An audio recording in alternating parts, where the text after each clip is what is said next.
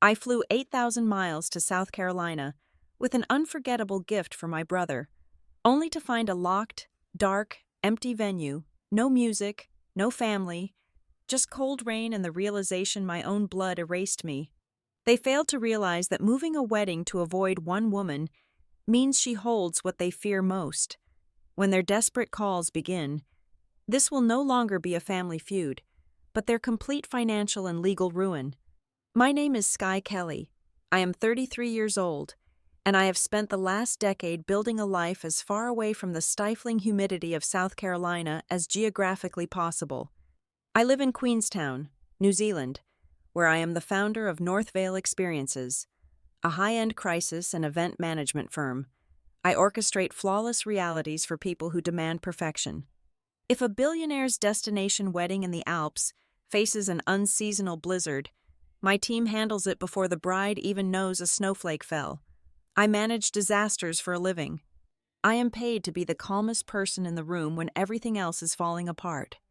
Yet, standing on the wet pavement in downtown Charleston, I found myself completely unequipped for the calculated disaster my own flesh and blood had orchestrated against me.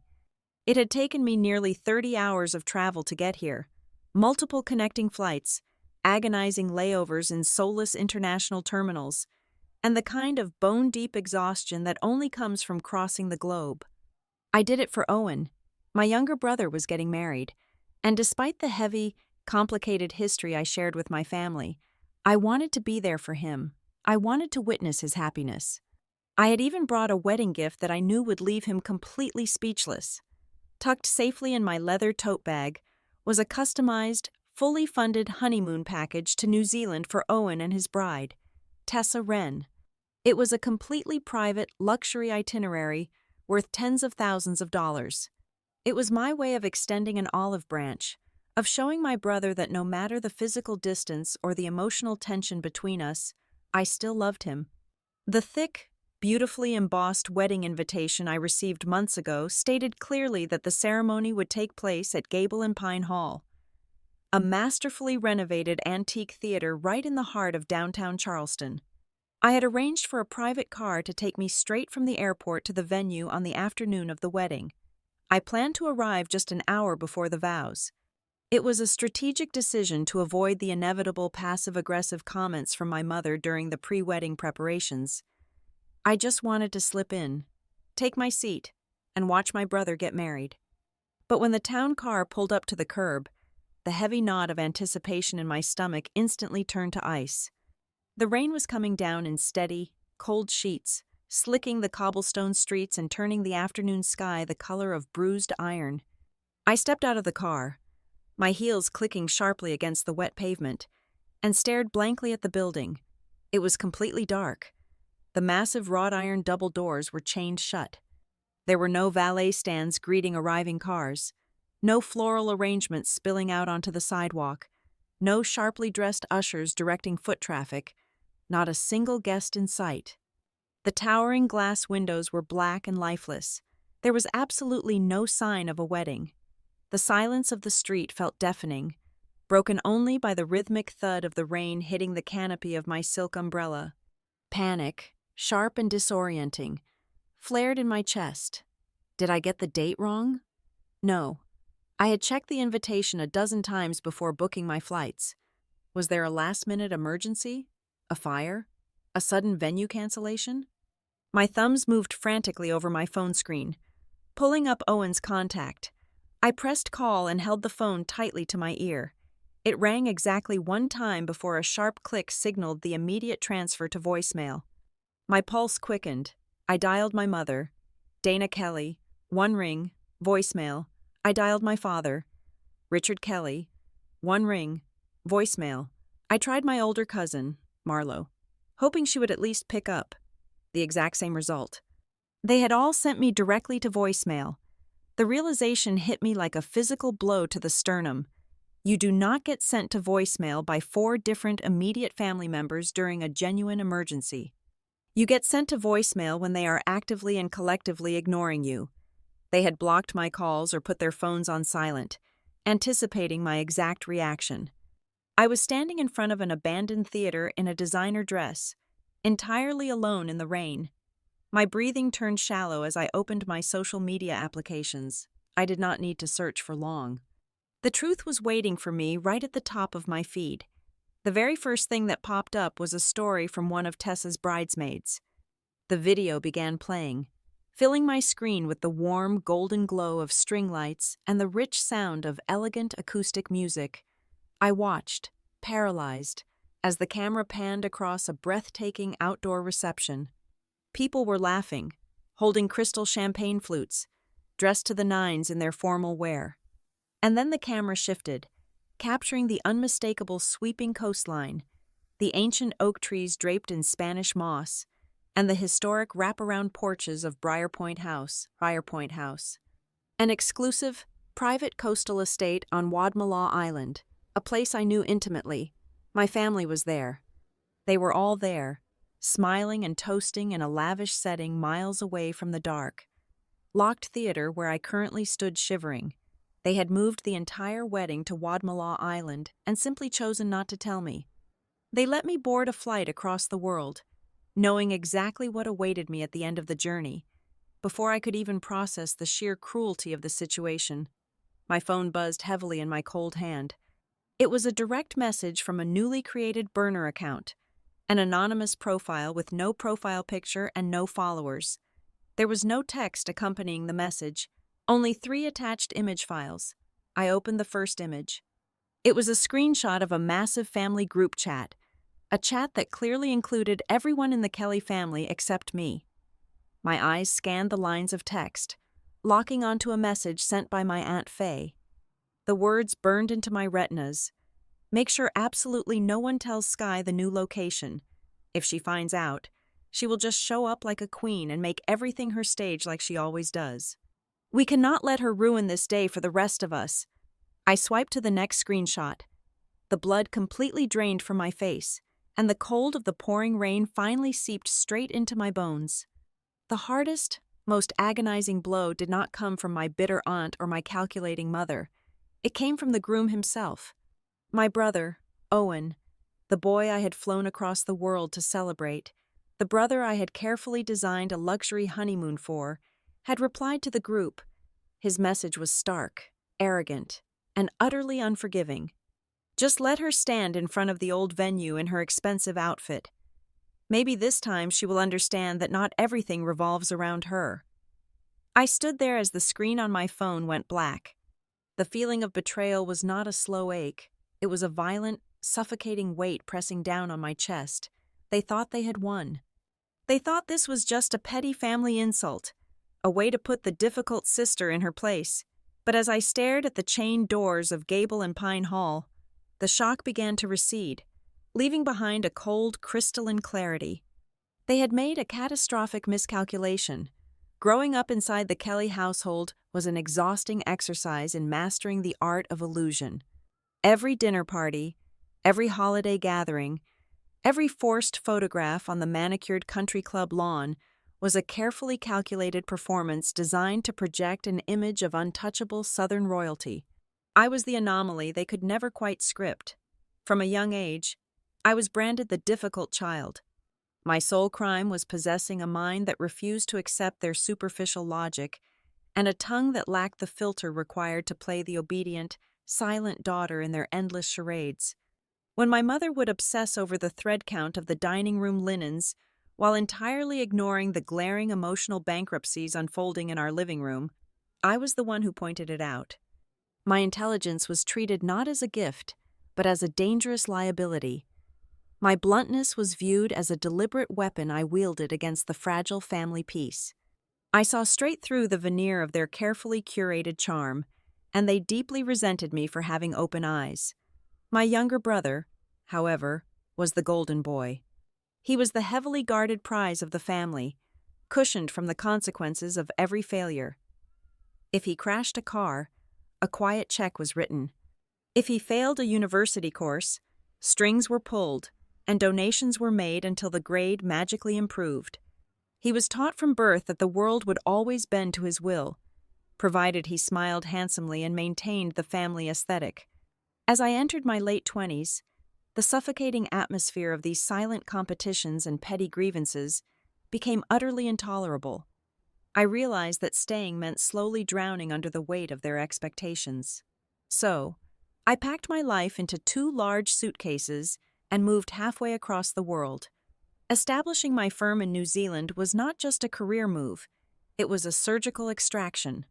I cut myself out of their toxic ecosystem to build a reality that was entirely my own, funded by my own sweat, and governed by my own rules.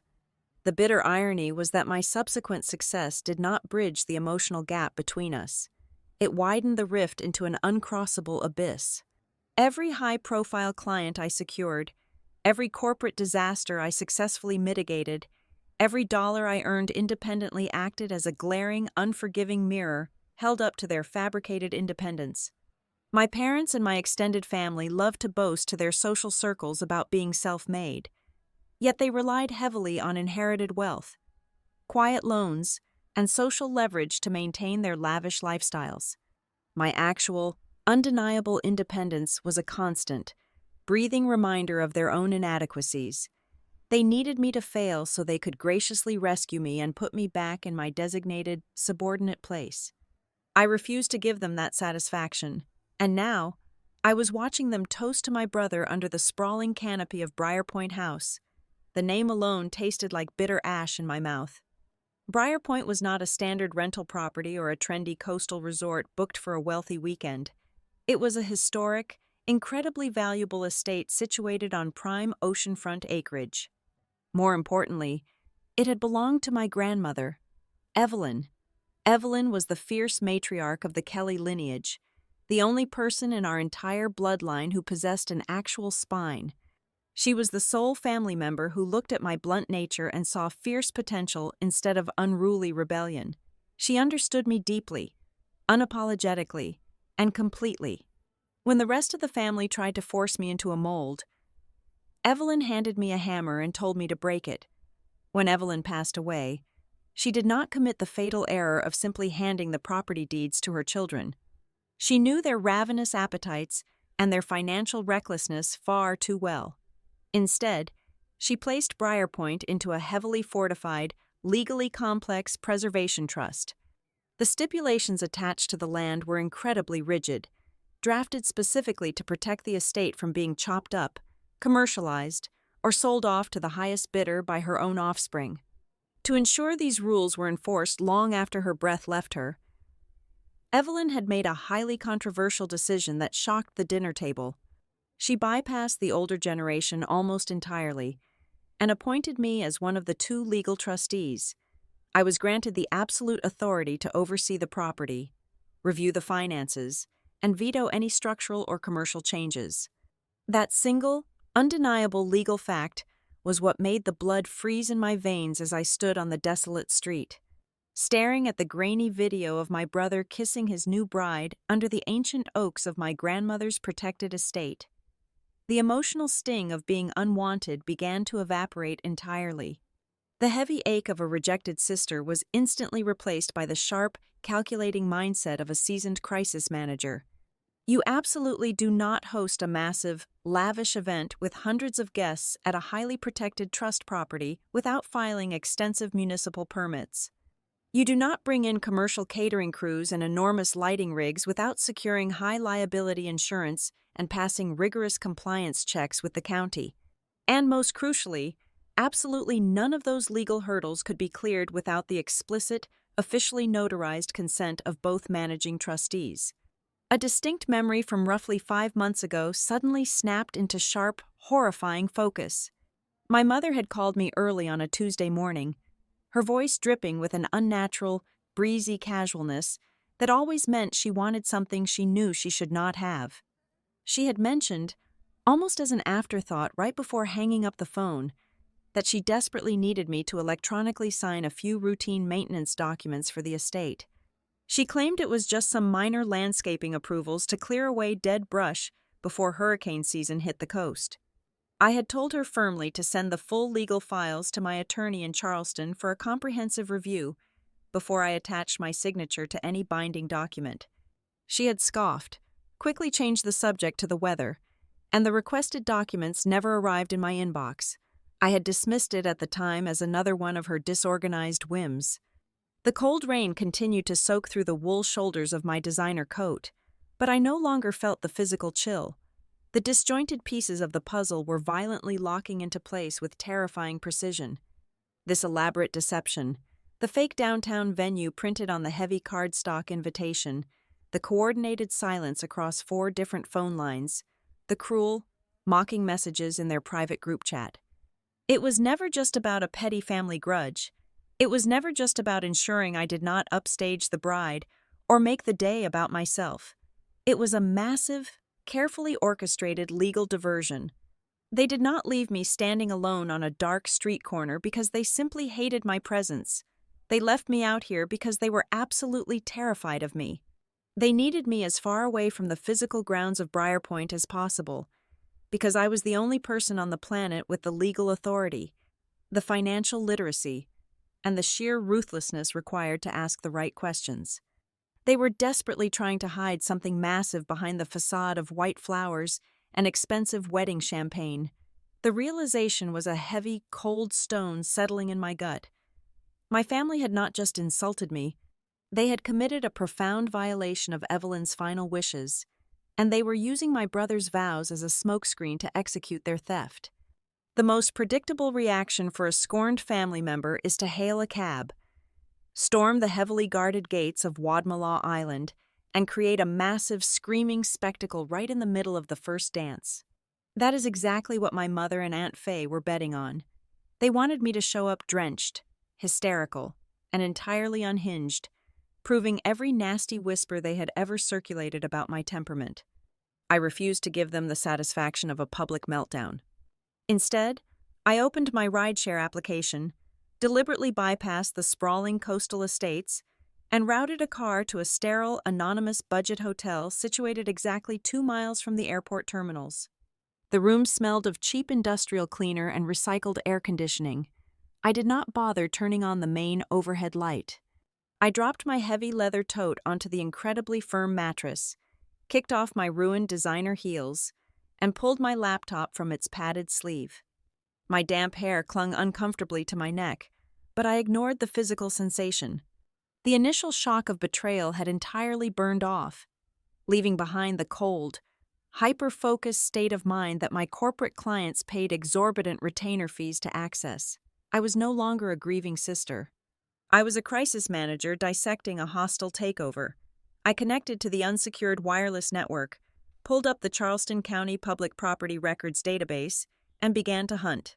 Navigating municipal archives is a notoriously tedious process, but it is also brutally honest. Raw data does not have a favorite child, and it does not care about maintaining family optics. Within 45 minutes of cross-referencing parcel identification numbers and zoning maps, I hit the first glaring anomaly. It was a temporary commercial event permit, granted specifically for the Briarpoint grounds, officially approved for a gathering of up to 350 attendees. A permit of that massive magnitude for a protected residential trust requires extensive environmental impact sign-offs, structural safety inspections, noise variance approvals, and most importantly, the verified consent of the property administrators. I scrolled to the very bottom of the digital document to view the final authorization section. There, sitting starkly against the glowing white background of my screen, was my own name. It was a digitally certified electronic signature, executing the absolute approval on behalf of the Preservation Trust. I stared intently at the cryptographic timestamp firmly attached to the signature file. It recorded the execution at exactly 2:15 in the afternoon on the 14th of September. I immediately opened a new browser tab and accessed my own corporate travel calendar. On the 14th of September, at exactly 2:15 in the afternoon Eastern Standard Time, I was standing on a brightly lit stage in Auckland, delivering a keynote address to an audience of 2,000 event professionals.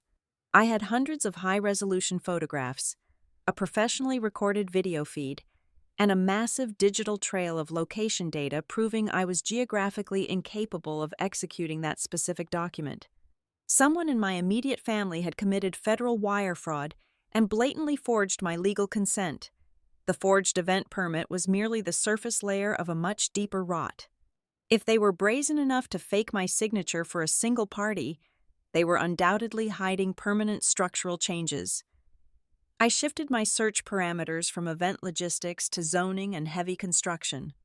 3 clicks later, a much darker and more terrifying picture emerged. A series of expedited work permits had been quietly pushed through the county office over the last 90 days. They had authorized aggressive modifications to the protected grounds, including tearing up a 1/4 acre of native coastal grass to pour a reinforced gravel parking lot and erecting a massive steel-framed commercial greenhouse structure near the southern property line. But the most horrifying discovery was the financial backing driving these changes. These were not cheap, cosmetic renovations. They were heavily funded by a high-yield, short-term capital injection from a predatory private lending firm based out of Atlanta. I pulled up the state lien registry, and my breath caught sharply in my throat. The primary collateral listed against the 6-figure loan was Briar Point itself. They had leveraged a highly protected family preservation trust to secure fast, untraceable cash. According to the ironclad bylaws, Evelyn had legally bound to the estate. Using the physical property as collateral for any external debt required a unanimous, transparent, and legally notarized resolution from all acting trustees. They had effectively put my grandmother's legacy on the chopping block without a shred of legal authority. If this exorbitant loan defaulted, the private equity firm could trigger an immediate foreclosure and seize the entire coastal acreage. The digital clock on the bottom right of my laptop screen read 11:45 at night when my cell phone finally vibrated across the cheap wooden desk. It was not a gloating message from my brother or a fake apology from my mother attempting to smooth things over. The caller identification displayed the name Nora Bell. Nora had been Evelyn's fiercely loyal housekeeper and property manager for nearly 3 decades. She lived in a small, weathered cottage just off the main island road, maintaining a quiet, watchful eye over the estate ever since my grandmother passed. I answered the call on the very first ring. Her voice was hushed, raspy with age and thick with the heavy coastal humidity. She did not bother with polite pleasantries. She told me she was sitting in her dark living room, peering through the blinds, watching an endless line of luxury shuttle buses idle near the main wrought iron gate. Nora confessed she had strongly suspected for weeks that I had been completely cut out of the loop. She had seen unauthorized contracting crews, aggressive landscaping teams, and strangers in expensive tailored suits swarming the property for the past 2 months. When she had tried to question my mother about the sudden influx of heavy machinery tearing up the lawn, she was threatened with immediate termination and explicitly told to stay entirely confined to her cottage until the wedding festivities concluded. But the most damning piece of intelligence Nora provided had absolutely nothing to do with the matrimonial ceremony itself. She lowered her voice to a harsh, trembling whisper, telling me that the catering staff had been strictly instructed to seamlessly transition the reception into a private, highly exclusive cocktail mixer at exactly midnight. The bride and groom were scheduled to depart for their hotel. The general wedding guests were currently being ushered onto the waiting shuttles, but a select group of 15 specific individuals were staying behind. Nora had managed to glimpse the VIP guest list left on a catering table. They were not old family friends or distant relatives flying in from out of state.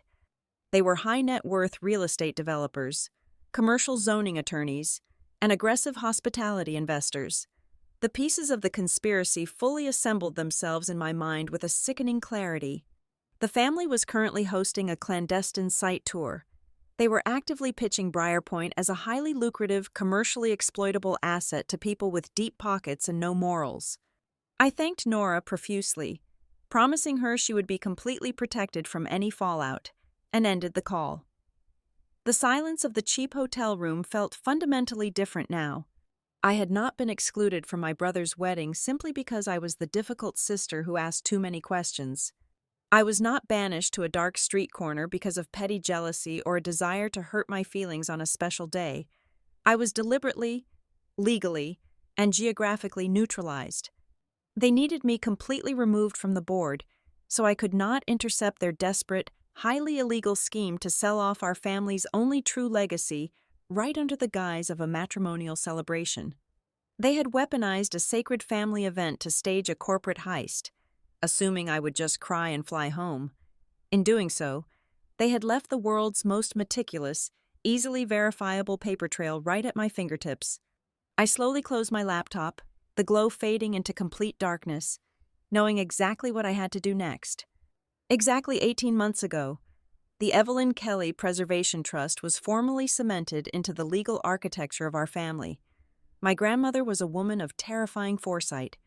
She understood that leaving a pristine coastal estate to a group of individuals obsessed with social climbing would be the equivalent of throwing raw meat to a pack of starving wolves. She drafted the trust documents with ruthless precision. The stipulations were incredibly explicit and legally binding.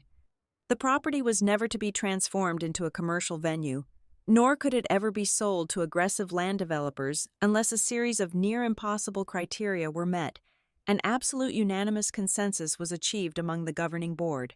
My mother, Dana Kelly, and I were appointed as the two primary co-trustees.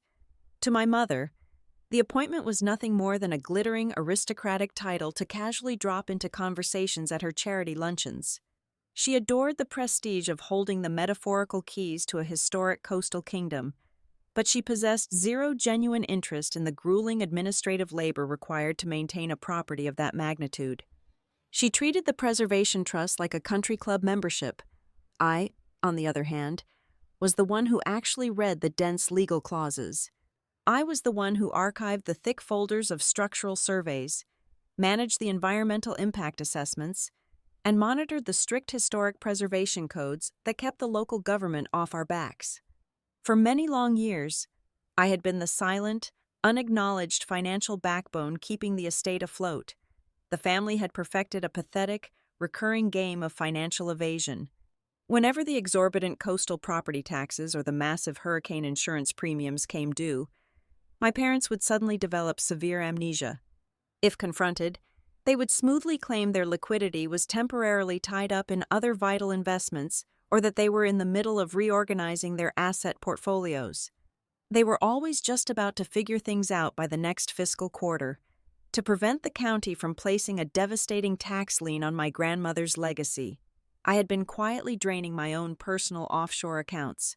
I routed tens of thousands of dollars across the ocean year after year, silently subsidizing their aristocratic illusion so the property would not fall into immediate foreclosure.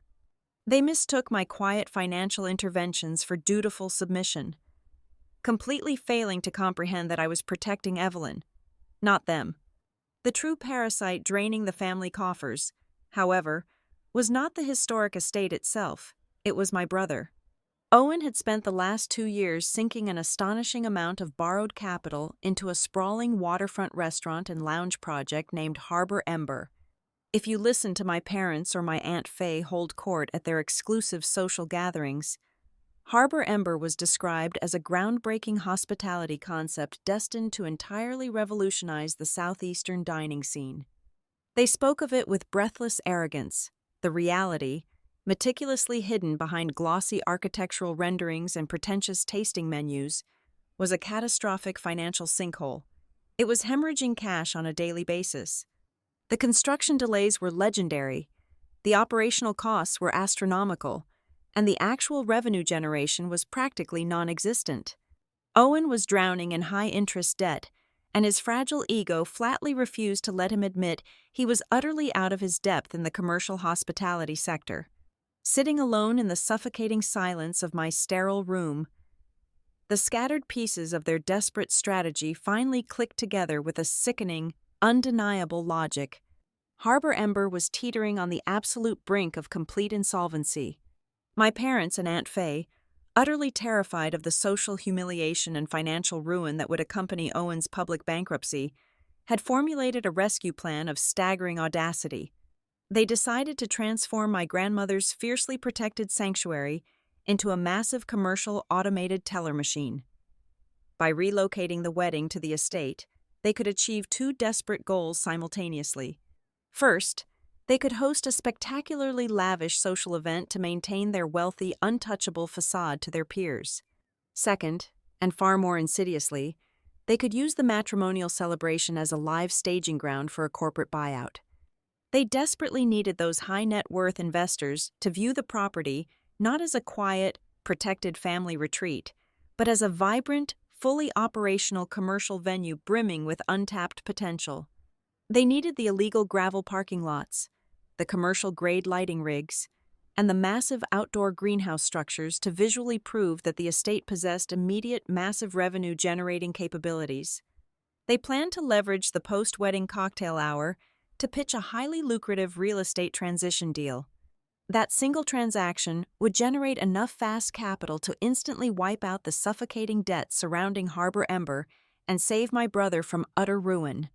To successfully execute this massive, coordinated fraud, the estate had to look absolutely perfect, and the heavily scrutinized municipal permits had to seamlessly clear the county offices. Most crucially, the single human being capable of identifying the forged signatures, the illegal zoning violations, and the blatant breach of fiduciary duty had to be entirely eliminated from the equation. My presence was a fatal, immediate threat to their entire financial rescue mission. If I had walked onto that manicured lawn, I would have instantly recognized the unauthorized commercial infrastructure. I would have demanded the permit files, and I would have forcefully shut down the entire operation before the first tray of hors d'oeuvres was even served to their wealthy targets. I was not just an unwanted, overly critical guest. I was the only regulatory legal hurdle standing between them and their salvation. The collateral damage of their scheme made the betrayal infinitely worse. As the hours crept past midnight, my mind drifted to Tessa. My new sister-in-law was a genuinely kind, bright woman who had always treated me with genuine warmth and respect. I realized with a sudden sharp pang of clarity that Tessa was completely oblivious to the elaborate theatrical production she was currently starring in. She had absolutely no idea her dream wedding venue was actually an active crime scene of corporate fraud. I knew precisely the kind of lie my family had fed her to explain my absence. They would have manufactured a compelling story about a massive, unforeseen corporate crisis at my firm in New Zealand. They would have shaken their heads in mock sympathy, telling her how tragic it was that I simply could not escape my demanding career obligations to make the international flight. They deliberately made me the absent, work-obsessed villain in her narrative to ensure she never asked any dangerous questions about the venue change. I stared at the blank, beige wall of my cheap accommodation, the low hum of the air conditioning unit, the only sound grounding me to reality. My own brother had not merely agreed to cast his sister aside on the most important day of his life to appease our toxic mother. He had weaponized his own vows, his innocent bride, and our beloved grandmother's sacred legacy to construct a multi-layered deception of breathtaking cruelty. He had used the sacred concept of a family wedding as a glamorous, heavily guarded shield to cover up a desperate, highly illegal scramble for cash. The chilling reality settled deeply into my bones, freezing whatever lingering affection I had left for the boy I grew up with. This was no longer just a petty family dispute over a misdirected invitation or hurt feelings. It was a calculated, high-stakes financial crime, and by attempting to erase me from the picture, they had unknowingly handed me the exact legal map required to orchestrate their total, unavoidable destruction. The dawn broke over South Carolina in a wash of pale, indifferent gray. I woke up on the rigid mattress of my budget hotel room with a mind entirely devoid of hesitation or grief. There were no tears left to shed, no angry paragraphs drafted in the notes application of my phone, and absolutely no desire to drive toward the sprawling oak trees of Wadmalaw Island to demand a theatrical explanation. The most dangerous reaction to utter betrayal is not an explosive confrontation. It is absolute, chilling silence. I packed my luggage with methodical precision. The luxury honeymoon itinerary I had painstakingly designed remained securely zipped inside my leather tote bag, a silent monument to a brother who no longer existed in my reality. I ordered a car to the airport terminal, printed my boarding passes, and walked through the security checkpoint without looking back a single time. I did not leave a tearful voicemail on my mother's answering machine. I did not send a bitter, accusatory text message to my father. I did not post a passive-aggressive quote on my social media feeds to garner sympathy from extended relatives. I simply vanished into the sterile ether of international air travel, leaving them alone with their manufactured triumph. By the time my final connection touched down on the tarmac in Queenstown, the air was crisp, sharp, and brilliantly clean. The towering mountains surrounding the lake felt like a fortress.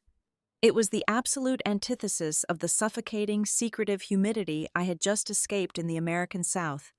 I walked straight from the airport into the sleek, minimalist offices of North Vale Experiences and immediately initiated a complete, impenetrable communications blackout.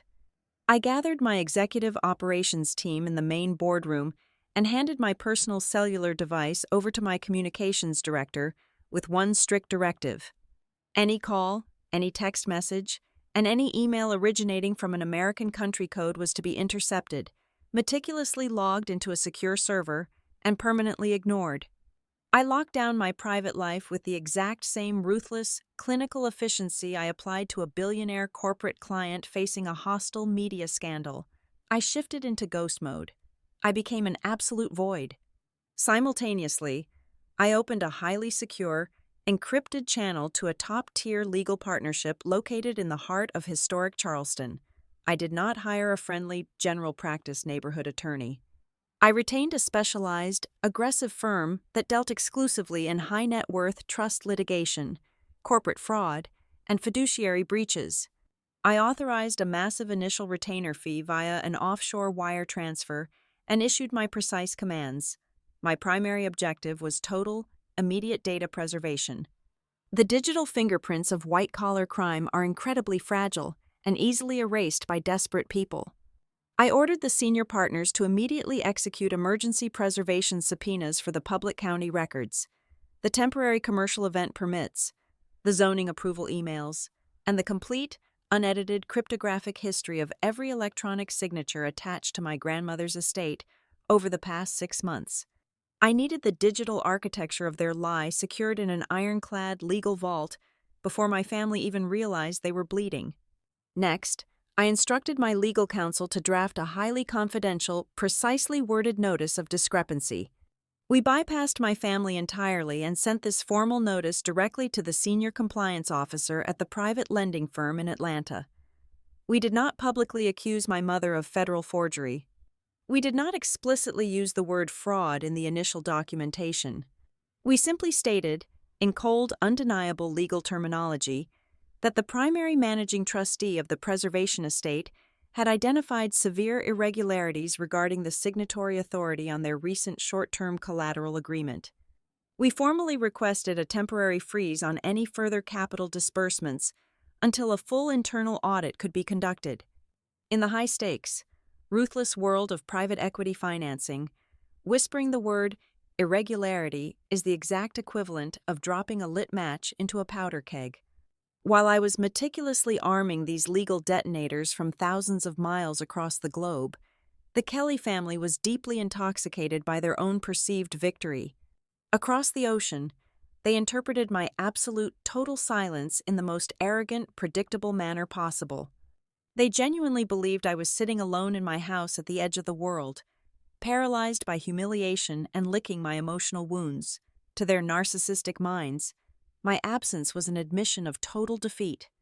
They assumed I was just throwing a prolonged, invisible temper tantrum. They told each other, over expensive dinners and country club cocktails, that I would eventually soften up, fall back into line, and beg for their forgiveness just to be allowed back into the family fold. Owen returned from his tropical honeymoon entirely emboldened by his apparent success. He strutted through the local yacht clubs and upscale lounges, aggressively pitching his failing restaurant venture to anyone who would listen. He bragged loudly about how Harbor Ember was on the verge of a massive, lucrative expansion. More disgustingly, he began speaking about my grandmother's protected, sacred sanctuary as if it were a cheap commercial strip mall waiting to be paved over. I received a transcribed message from an old local acquaintance who had overheard him holding court at a bar, loudly declaring that the estate would finally realize its true financial value instead of just lying dead for seabirds to nest. His sheer audacity was staggering, entirely fueled by the delusion that his financial crimes were safely buried beneath the discarded flower petals of a beautiful wedding. They were all basking in the warm, golden afterglow of their successful deception, eagerly awaiting the polished visual proof of their flawless triumph. A highly sought-after production company had been hired for a small fortune to capture every breathtaking moment of the lavish ceremony and the subsequent private investor mixer.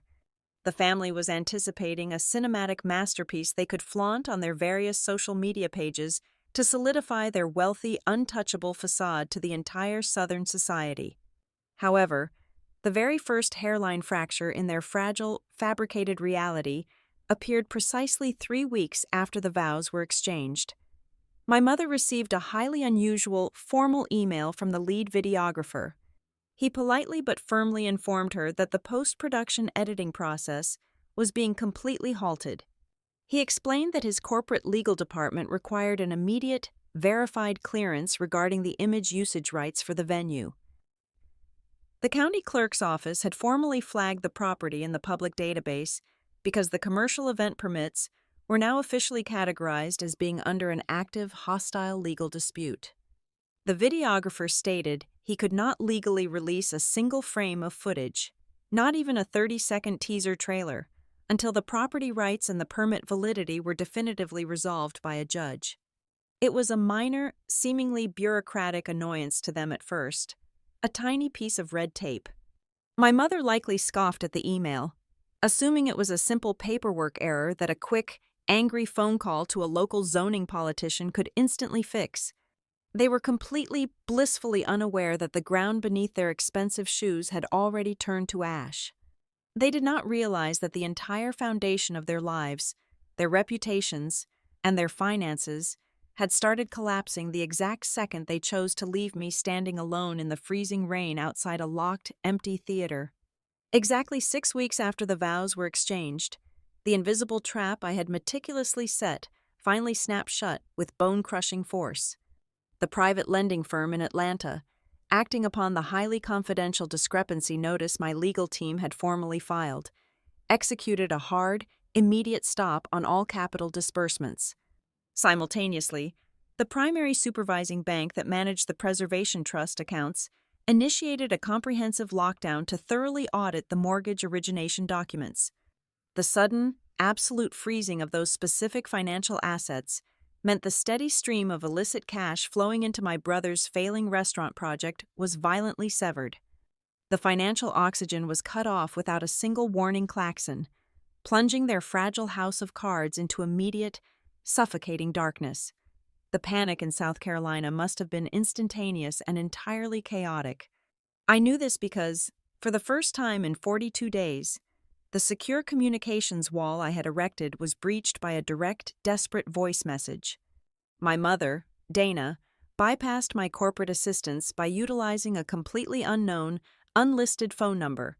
When the audio file hit my secure server, I sat at my sleek mahogany desk in New Zealand and pressed play. Her voice drifted through the high-fidelity speakers, dripping with a sickeningly sweet, entirely manufactured warmth. She did not ask how I was doing. She did not mention the wedding, the empty theater, or the freezing rain. Instead, she breezily claimed there was simply a minuscule, frustrating paperwork misunderstanding with the county clerks and the regional bank managers. She framed the catastrophic freezing of a multi-million-dollar trust as a silly clerical error, a minor bureaucratic hurdle that could be easily cleared.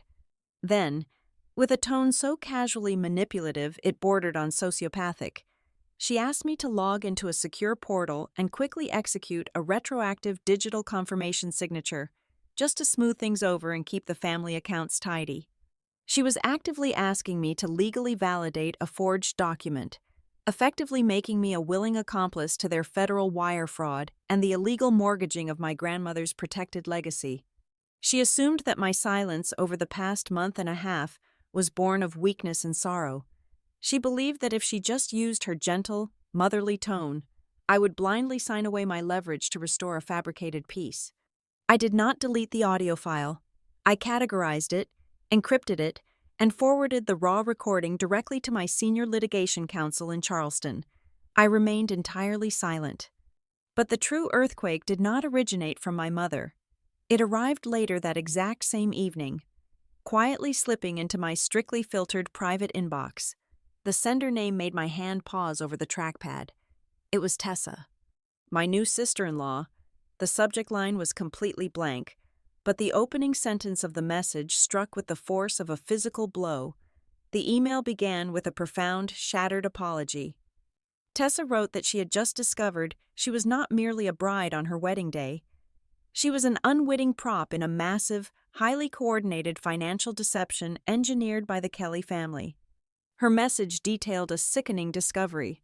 2 nights prior, while Owen was passed out on the sofa after a heavy evening of drinking and aggressively arguing with his restaurant contractors on the phone, Tessa had opened his laptop to search for a mundane household document.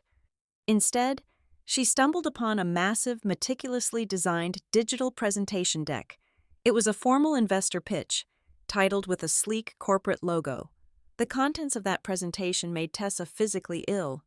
Owen had used their own wedding photographs, high-resolution images of the floral arches, the luxury catering tents, and the custom lighting rigs, not as romantic keepsakes, but as hard, commercial proof of concept. The slides aggressively pitched the protected preservation estate as an elite, high-yield luxury coastal event venue.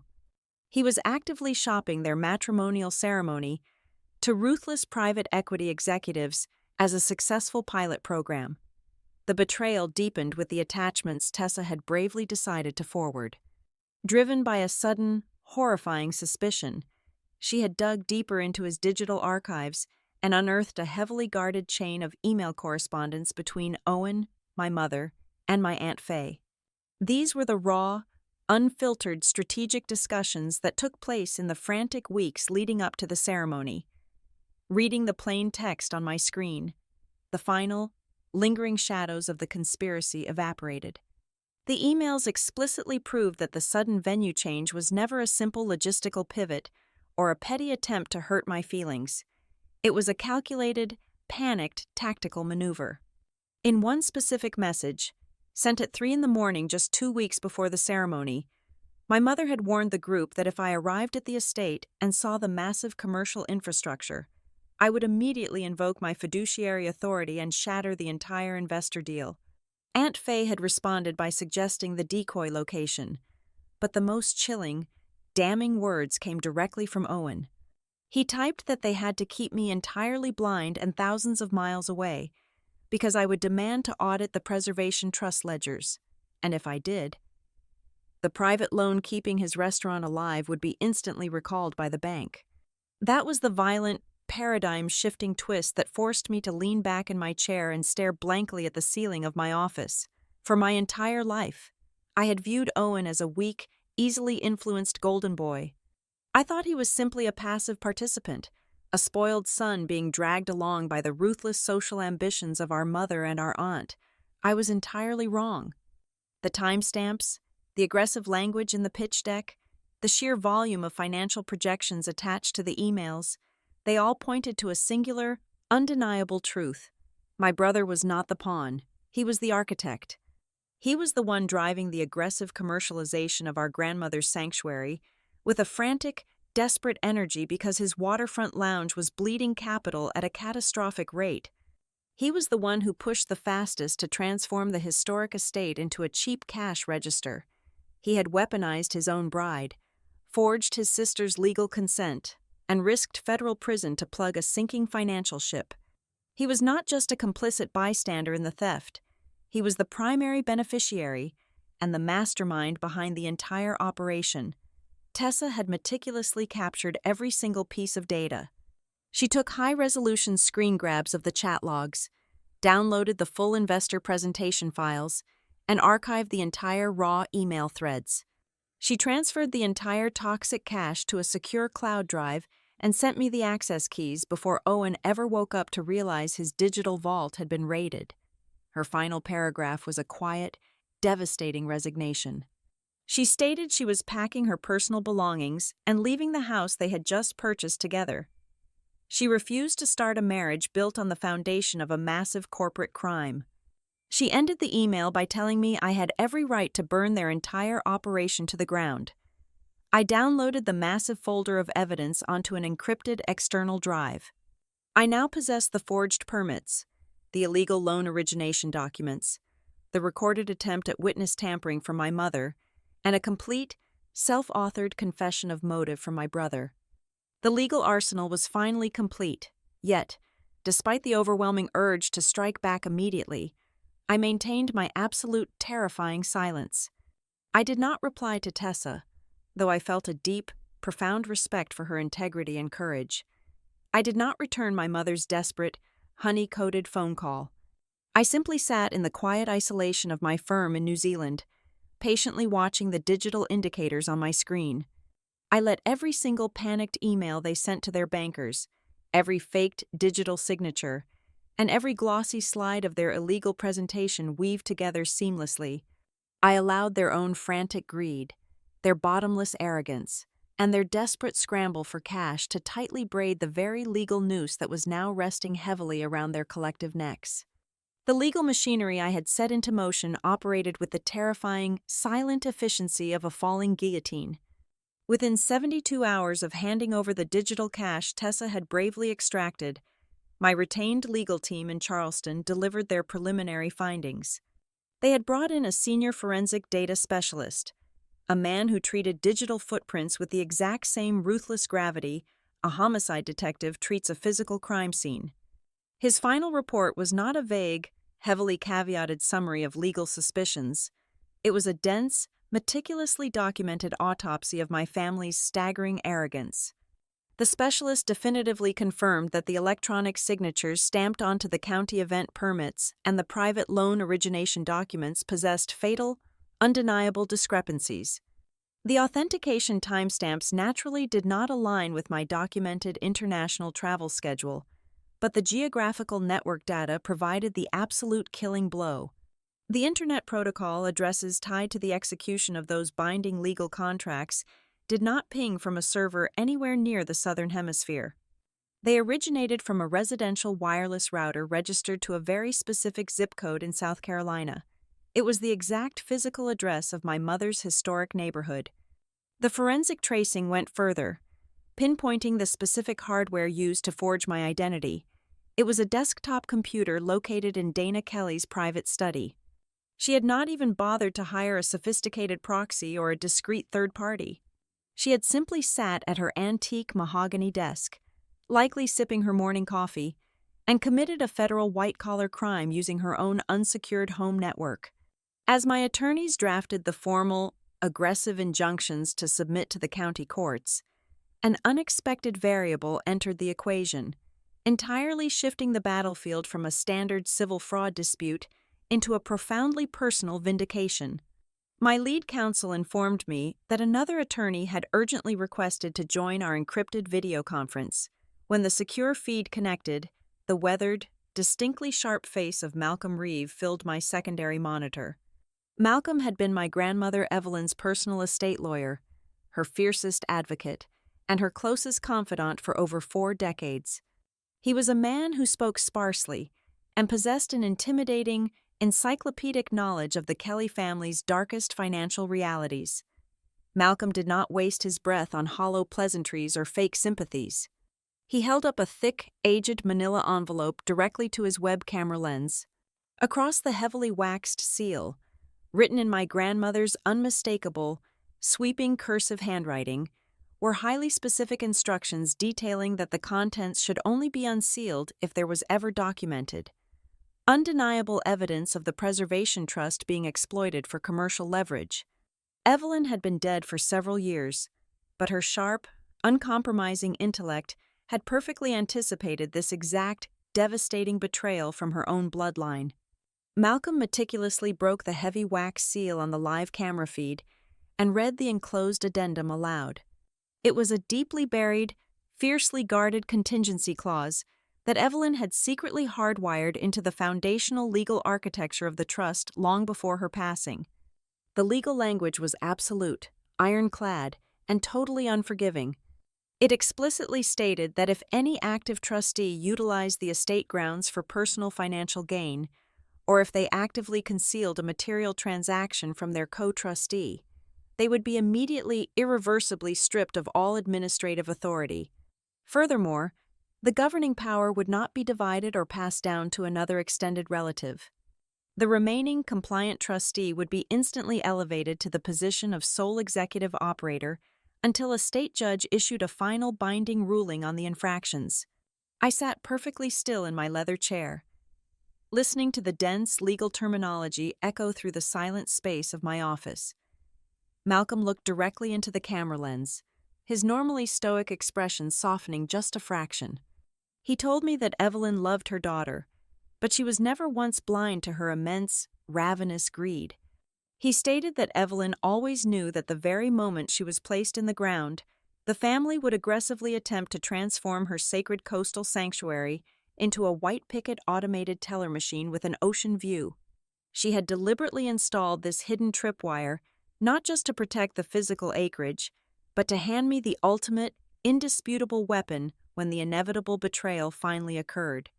I was no longer merely a co-trustee fighting a desperate defensive battle. By arrogantly forging my signature to secure their fraudulent loan, my mother had legally decapitated her own authority and handed me absolute dictatorial control over the entire estate.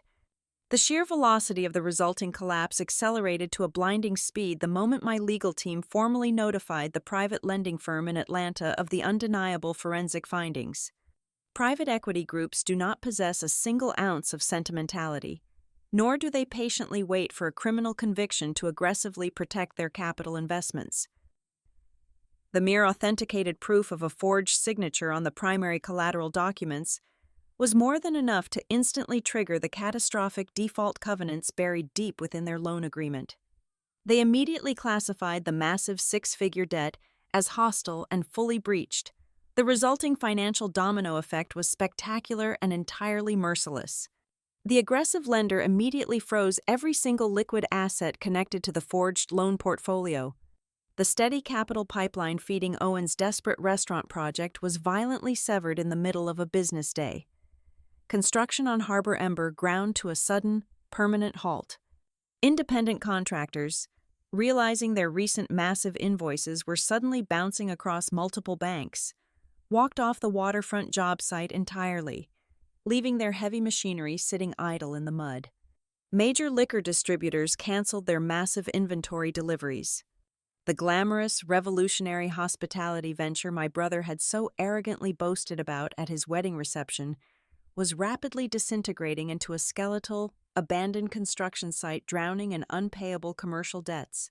Across the vast, dark expanse of the Pacific Ocean, my personal communication devices began to light up with a frantic, unceasing intensity. The secure digital server I had specifically established to catch incoming messages from the United States was quickly overwhelmed by the sheer volume of incoming traffic. The automated digital logs displayed a fascinating, pathetic evolution of raw human panic. The first rapid wave of voicemails from my mother were dripping with fake, trembling tears and desperate, saccharine pleas for family unity and immediate forgiveness. When those initial attempts went entirely ignored, the tone aggressively and violently shifted. My Aunt Faye left venomous, spiteful audio recordings, furiously accusing me of purposefully destroying my own brother's entire life out of sheer, petty jealousy. Owen completely lost his grip on reality, flooding my blocked inbox with hundreds of unhinged, rambling text messages, swinging wildly between maliciously blaming his new wife for stealing his files and threatening to completely ruin me with baseless defamation lawsuits. I listened to the frantic audio recordings and read the bitter transcripts in the absolute, pristine silence of my New Zealand office. There was a distinct time in my life, perhaps only a handful of years ago, when that exact barrage of intense emotional manipulation would have triggered a deep, anxious need within me to furiously justify my actions. I would have drafted long, exhausted replies meticulously explaining my personal boundaries. I would have sat at a tense, heavily orchestrated holiday dinner table, miserably playing the role of the defensive, difficult sister, while they expertly twisted the narrative to make themselves the absolute victims of my cruelty. But as I sat there, quietly watching the unread notification counter climb higher and higher into the hundreds, I felt absolutely nothing resembling guilt or obligation. I only felt a cold, incredibly heavy sense of total satisfaction. I was no longer a willing participant in their toxic, endlessly manufactured drama.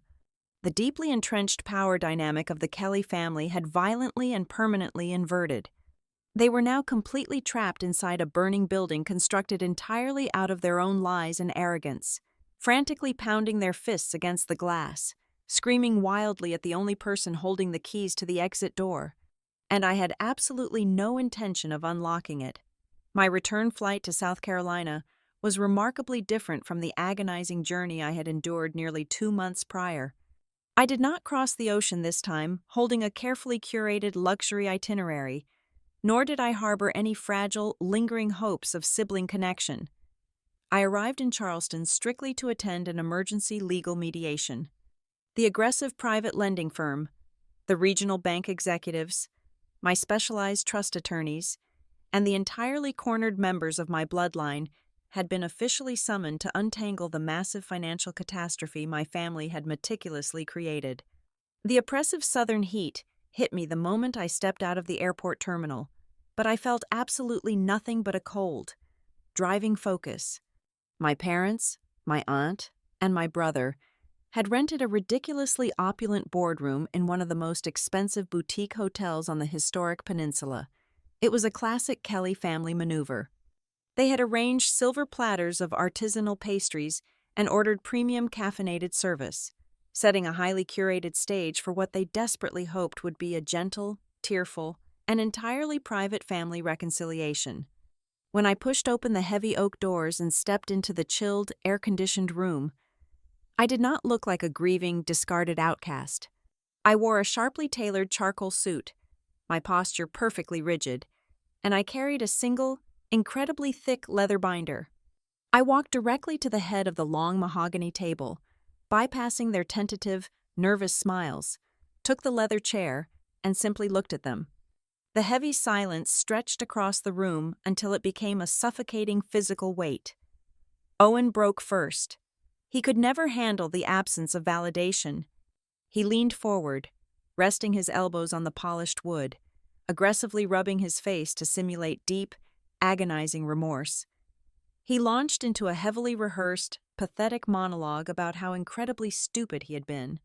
He claimed the crushing daily financial pressure of his failing waterfront restaurant had severely clouded his judgment and pushed him into a dark corner. He looked at me with what he assumed was a boyish, charming vulnerability and stated he just wanted one perfect day for his bride. He claimed he kept me away because he simply did not want me to turn his beautiful wedding ceremony into a bitter, endless debate over boring legal paperwork. He framed his massive corporate fraud as the misguided actions of a stressed, overly romantic groom. I did not raise my voice. I did not offer a single word of argument or defensive justification. I simply unclasped the heavy metal rings of my leather binder and laid the meticulously organized contents flat against the table. I pushed the first stack of high-resolution printed pages down the center of the wood. They were the color-printed screenshots of their private family group chat, vividly displaying their cruel, arrogant jokes about leaving me standing in the freezing rain while they drank expensive champagne. Next, I slid over the county permit modification histories, perfectly aligned next to the digital forensic reports. I watched my father lean in, his brow furrowing as he read the technical data proving the internet protocol address used to forge my signature originated directly from his own home wireless router. My mother visibly swallowed hard. The thick layers of her expensive cosmetic foundation could not hide the sudden, stark pallor of her skin. She desperately attempted to regain control of the narrative by employing her absolute favorite defensive tactic, blaming the closest vulnerable target. She let out a breathy, nervous laugh, waving her hand dismissively at the documents, and insisted that Tessa must have entirely misunderstood the situation. Dana claimed that the poor, naive new bride was simply overwhelmed by the stress of the marital transition and was dramatically embellishing a few harmless conversations to cause unnecessary drama. Before she could even finish her sentence, I flipped to the third section of the binder and slid a single, highlighted printed email directly across the table to her. It was the internal directive she had personally sent to the estate property manager exactly 48 hours before the ceremony. The text explicitly ordered the staff to immediately change the security gate codes, lock the perimeter, and completely block any individual who might attempt to contact me. I watched her eyes scan the page. The nervous, fake laugh instantly died in her throat, replaced by a look of sheer, unadulterated panic. Aunt Faye attempted to interject to save her sister. Her voice was sharp and defensive, arguing loudly that the investor presence on the island was merely a casual coincidence. She claimed they were just a group of old, wealthy friends who happened to attend the reception to wish the couple well. I did not let her finish her fabricated story. I placed the itemized billing statements directly in front of her. They were the exorbitant invoices from a luxury corporate transportation company. The receipts clearly detailed the rental of 3 premium shuttle buses, explicitly booked for a midnight private property tour for 15 special investor guests. I immediately followed that up by tossing down the certified bank statements, proving that the massive floral arrangements, the custom lighting rigs, and the shuttle rentals had been illegally paid for using funds drained directly from the Preservation Trust accounts. Faye's mouth snapped shut, her entire expression crumpling into absolute, undeniable defeat. I rested my hands flat on the table, leaning forward just enough to ensure every single person in the room felt the full, cold weight of my authority. I spoke to them in a voice utterly devoid of any familial warmth or lingering affection. I told them very calmly that they did not exclude me from a simple matrimonial celebration. They deliberately and maliciously excluded me from my legal supervisory rights so they could freely forge my signature, illegally secure massive commercial loans, and utilize a sacred wedding day as a glamorous, deceitful stage to sell off a historic property they had absolutely no right to sell. They sat there in the terrible, heavy quiet, entirely stripped of their illusions, yet they still clung to one final, pathetic delusion. My father, Richard, finally spoke. He cleared his throat awkwardly, loosening his expensive silk tie, and suggested that since we were all gathered here in private, and the truth was now fully out in the open, we could just handle this internally. He asked me to sign the retroactive compliance waivers right now, appease the angry bank executives waiting in the lobby, and save the family name from total public ruin and devastating lawsuits. They genuinely believed the entire purpose of this expensive mediation room was to negotiate the price of my compliance. They thought I was there to play the role of the obedient daughter one last time to protect their fragile social standing. I slowly closed my leather binder with a sharp, echoing snap that made my brother physically flinch. I informed them that there was absolutely nothing left to negotiate, no waivers to sign, and no family name left worth saving. I explained that they had fundamentally misunderstood the power dynamic of the room. I stated that under the highly specific, deeply guarded contingency clause our grandmother had legally installed before her death, this private mediation attempt was entirely meaningless. I watched the very last remaining shreds of hope violently drain from their eyes as I delivered the final blow. I announced that because their gross fiduciary violations and forged signatures had been forensically verified by independent specialists, the shared administrative rights were completely and permanently terminated. I was no longer their compliant co-trustee. As of 48 hours ago, absolute, singular governing authority over the entire coastal estate had officially transferred exclusively to me. The private mediation had been a pathetic attempt to sweep a hurricane under a rug. What followed was the formal, unyielding force of a binding administrative hearing. We gathered in a sterile, heavily soundproofed conference room inside the primary legal chambers of downtown Charleston. The mahogany table was no longer adorned with artisanal pastries. It was covered in thick stacks of sworn affidavits, forensic accounting ledgers, and formal declarations of default. The room was packed with the exact kind of people my family had spent their entire lives pretending to be superior to. There were stern representatives from the Preservation Trust Board, my ruthless legal counsel, the digital forensic specialist who had traced the forged Internet Protocol address, the entirely unamused senior attorney representing the private lending firm, and Malcolm Reeve, sitting with the quiet, terrifying stillness of a man who held all the execution orders. The air in the room was thick with the distinct, sour smell of true panic. The carefully constructed masks my blood relatives had worn for decades were not merely slipping, they were being violently ripped off their faces in front of an audience. The first devastating blow was delivered by a completely unexpected participant. The heavy double doors opened, and Tessa walked into the chamber. She did not look like the radiant, blissful bride from the social media photographs. She looked exhausted, pale, but completely resolute. She was not alone. Flanking her was one of the most notoriously aggressive divorce attorneys in the entire state. Tessa took a seat opposite my brother and formally entered her sworn statement into the permanent legal record. Her voice trembled slightly at first, but it quickly hardened into steel. She looked directly at the administrative judge and confirmed, under penalty of perjury, that she had absolutely no knowledge of the venue being used as a commercial showcase. More damningly, she testified that she was explicitly fed a fabricated story regarding my absence. She stated she was told I had a massive corporate emergency in New Zealand and simply could not attend. She laid bare the sickening reality that her own wedding night, the sacred vows she had taken, were nothing more than a highly orchestrated, fraudulent stage play designed to dazzle deep-pocketed investors. Owen stared at his lap, his face burning a dark, humiliated crimson.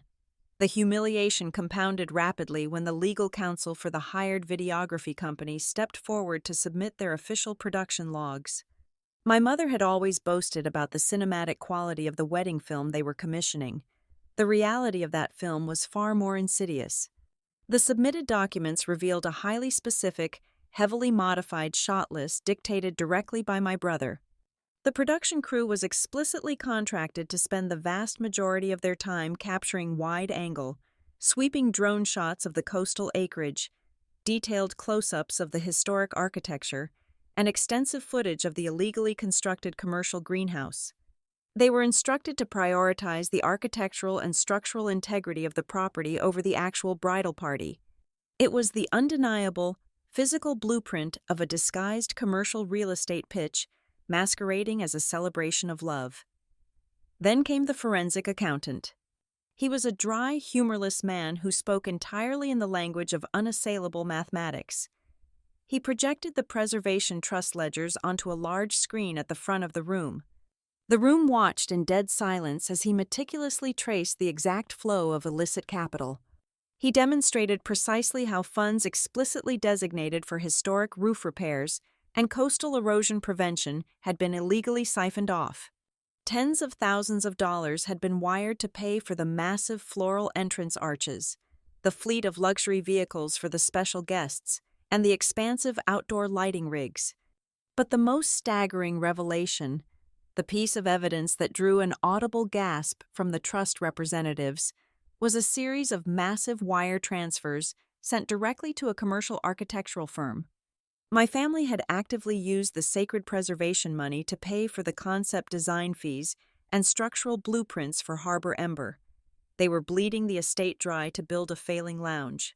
The sheer weight of the undeniable paper trail finally broke my brother. The immense pressure of the forensic presentation caused his fragile ego to completely fracture. Desperate to salvage any shred of dignity, Owen slammed his hands onto the table and interrupted the accountant. He practically shouted that he was not a thief. He frantically tried to explain that he was only borrowing the capital on a strictly temporary basis. He swore he was going to fully reimburse the trust accounts the very second the commercial investors signed the expansion contracts for his restaurant. He looked around the room, expecting someone, anyone, to validate his twisted logic. Instead, his own defense attorney slowly lowered his face into his hands in a gesture of absolute despair. Owen was too financially illiterate to comprehend what he had just done. By publicly admitting he took the money to fund his personal business venture, with the expectation of a future commercial payoff, he had officially crossed the line from gross negligence into intentional, premeditated financial fraud. He had just handed the lender and the judge his exact criminal motive on a silver platter. He had confessed. That was the exact moment the family solidarity entirely disintegrated. The polished, unified front they presented at country club dinners shattered into a vicious, ugly scramble for self-preservation. My mother, terrified of facing federal forgery charges, immediately turned her venom on her own sister. Dana pointed a shaking finger at Aunt Faye, shrilly accusing her of being the mastermind who suggested moving the wedding venue to avoid my oversight. Faye shrieked back, her face contorted in rage, screaming that it was Dana who physically sat at the computer and forged the electronic signatures. They traded vicious insults, airing decades of petty grievances and secret resentments right there in the sterile legal chamber. Amidst the screaming match between the two sisters, my father finally broke. Richard had been staring blankly at the projected financial ledgers for 20 minutes. He slumped back in his leather chair, his breathing shallow, and quietly confessed to the room that he was personally ruined. He admitted, his voice cracking with sheer terror, that he had leveraged his own massive personal credit lines and drawn heavily against their primary residential mortgage. He had bet every single dollar of his personal wealth on the absolute certainty that the historic estate would be successfully commercialized and sold to the investors.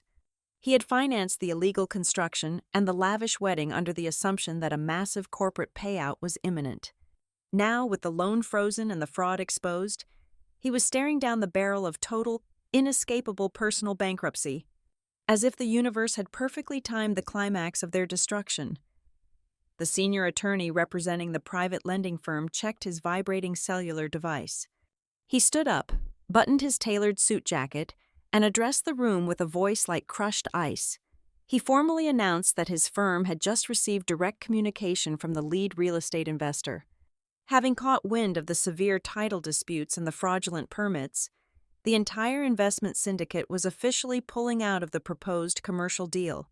The massive influx of cash my family had sacrificed everything to secure was gone forever. Furthermore, the lenders stated clearly that since the primary collateral was completely tainted by forgery, they were immediately shifting their strategy to aggressive civil litigation. They would begin seizing every available personal asset my family possessed until the massive loan was satisfied. The sheer, deafening reality of their absolute ruin descended upon the room. The screaming stopped. The frantic justifications died in their throats. They were facing criminal investigations, catastrophic civil lawsuits, public humiliation, and total financial annihilation. And then, in a display of delusion so profound it bordered on the pathological, they all slowly turned their heads to look directly at me. Despite the mountain of evidence, despite the vicious betrayal, and despite the absolute destruction of their own making, their deeply ingrained aristocratic entitlement remained intact. They looked at me with wide, desperate eyes, silently begging for a rescue. In their warped reality, they genuinely believed that when the final curtain fell, I would simply open my own checkbook, pay off the aggressive lenders, silence the furious attorneys, and quietly bury the entire scandal to protect the pristine facade of the family name. They thought my cold silence was just a negotiation tactic. They assumed I was just waiting for them to be sufficiently humbled before I stepped in to save them from the consequences of their own actions. That was their final, fatal miscalculation right before the ultimate drop. The formal delivery of the final administrative decision did not happen with a dramatic bang from a wooden gavel.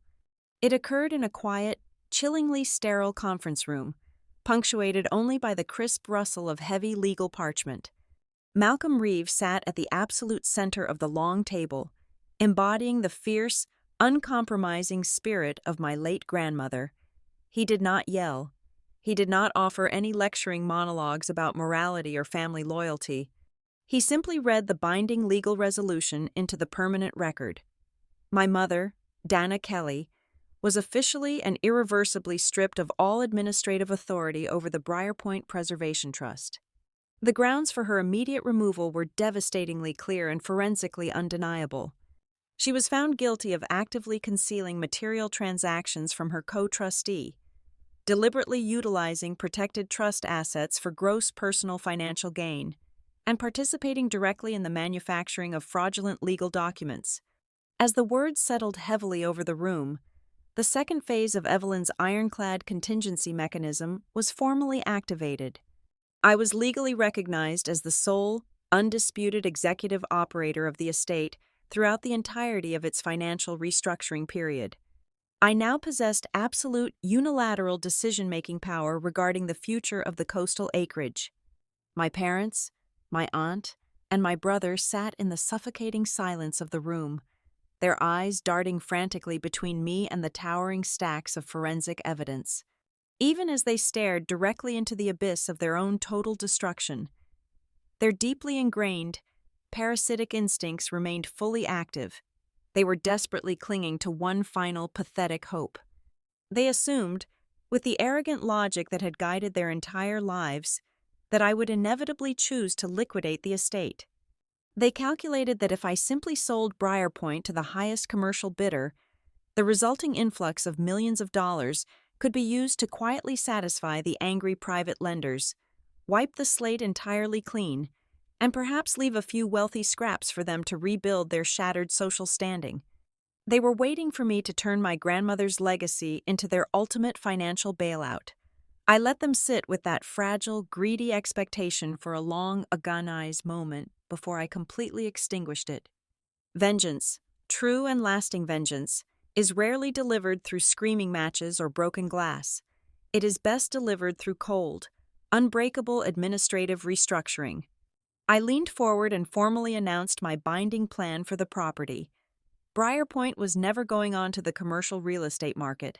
Not today, not tomorrow, and not in 100 years. Instead, I placed a newly minted, legally fortified charter onto the table. I proudly announced the immediate creation of the Evelyn House Fellowship.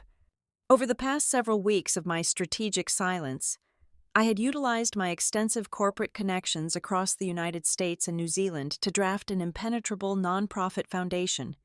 The sprawling coastal estate would be permanently converted into an elite, fully funded residential training campus. It was specifically designed to provide immersive education and housing for young women entering the highly competitive fields of premium event management, historic heritage conservation, and luxury global tourism. By legally binding the fellowship directly to my international firm's operational network, I had effectively locked Briarpoint into a perpetual, strictly non-commercial purpose. It was a titanium vault. The land could never be leveraged, mortgaged, exploited, or sold for a quick commercial cash grab by anyone in the Kelly bloodline ever again. I then turned my attention to the catastrophic financial mess they had created. I looked directly into my mother's terrified eyes and stated clearly that I was not seeking any theatrical revenge. I had absolutely no desire to humiliate them in the local press or actively destroy their personal lives. That kind of behavior required an emotional investment I simply no longer possessed for them. However, accountability was entirely non-negotiable. Every single dollar they had illegally siphoned from the Preservation Trust to fund the towering floral arches, the luxury shuttle fleets, and the expensive architectural concept designs for the failing restaurant was going to be completely recovered. I informed them that my legal team had already initiated the aggressive civil garnishment procedures. The stolen capital would be systematically and ruthlessly extracted directly from their personal checking accounts, their private retirement portfolios, and the remaining equity of their own homes. They were going to reimburse my grandmother's estate, cent by agonizing cent, under the strict supervision of the county courts. My brother sat perfectly still, staring blankly at his own shaking hands as the profound, suffocating irony of his situation finally crushed him. The realization visibly drained the very last drop of color from his face. The entire catastrophic chain of events, the forensic audits, the frozen bank accounts, the shattered restaurant dreams, all of it stemmed directly from his own blinding hubris.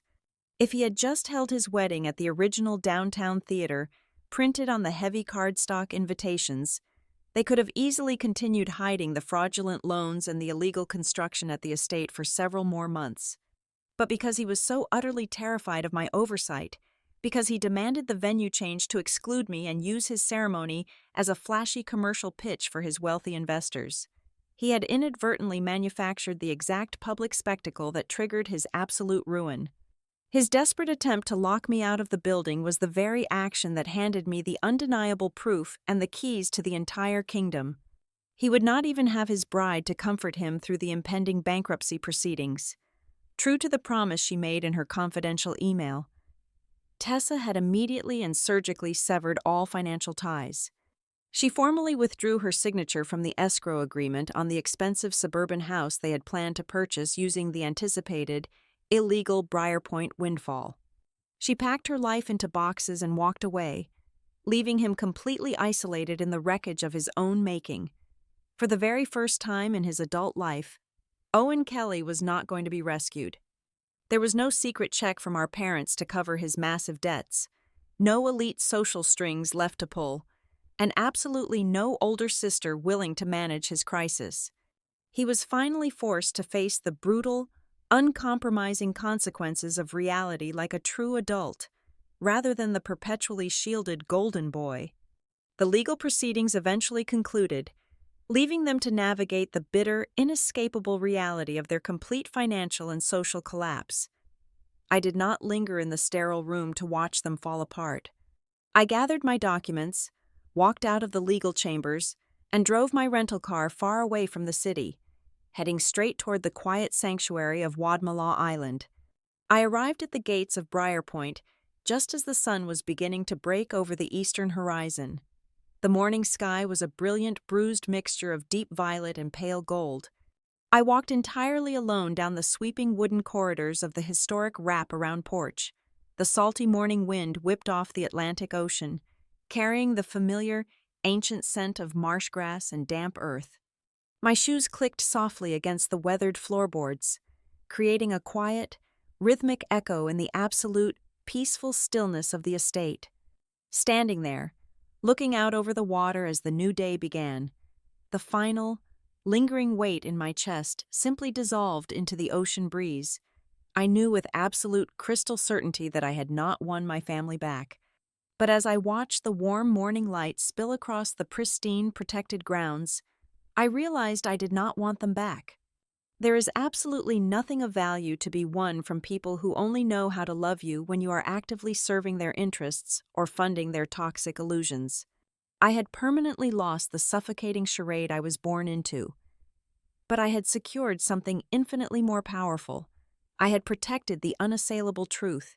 I had fiercely defended the honor, the vision, and the legacy of Evelyn Kelly, the only woman who ever truly saw my worth. And as I reached out and rested my hand against the heavy wrought iron gate at the edge of the property, I allowed myself a genuine smile. They had tried so incredibly hard to shut this very gate in my face, completely unaware that their cruelty was simply giving me the absolute power to lock it behind them forever. Thank you so much for listening to this story, and please let me know where you are listening from in the comments below, so we can interact and share our thoughts together. If you enjoyed this journey, please subscribe to the Daisy Revenge Stories channel, like this video, and support me further by hitting the hype button so this story can be heard by even more people.